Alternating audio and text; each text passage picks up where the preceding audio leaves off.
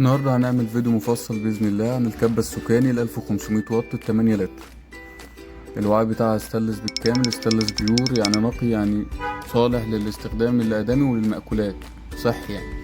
بتوع 3 سلاح في 2 ده برضو من الاستانلس النقي، فهو صالح برضو للاستخدام مع الأطعمة. الكبة دي من وجهة نظري من أقوى الكبات في مصر حاليا، لأنها 1500 واط فعلي. بتجربة شخصية، أنا من مقتنعتش غير لما اشتريتها وجربتها، يعني الفيديوهات اللي هتشوفوها دي تجربتي أنا الشخصية. تجربتي معاه مع اللحمة وبصل في نفس الوقت اتحطوا مع الكبة. ما قطعتش اللحمة حتت صغيرة ولا حاجة، أنا استعملتها على طول، يعني مع خبرتي القليلة جدا في الطبخ. طبعا انتوا شايفين يعني مش قوة الموتور قوي جدا على فكرة، بتهز في ايدي، فده انا ما شفتوش مع كبة تانية. يعني انا جربت كبات كتير مع كل الوطات، مفيش حاجة عملت او مفيش حاجة بقوة الموتور ده فعلي.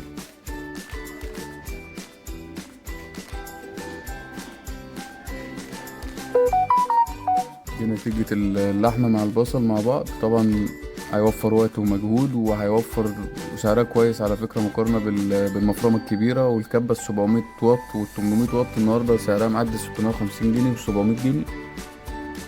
فحاجة بالقوة دي والوعاء الكبير ده، فهو هيوفر وقت كتير، والموتور ده يخليك تحط كل حاجة مع بعض في وقت واحد. ده قوة الموتور بالظبط.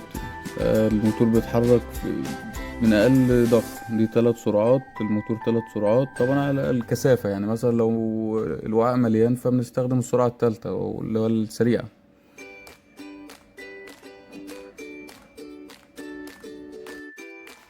والمرة دي بنجربوها مع الفراخ، صدور كبيرة، أحجام كبيرة، مش متقطعة مكعبات ومربعات صغيرة.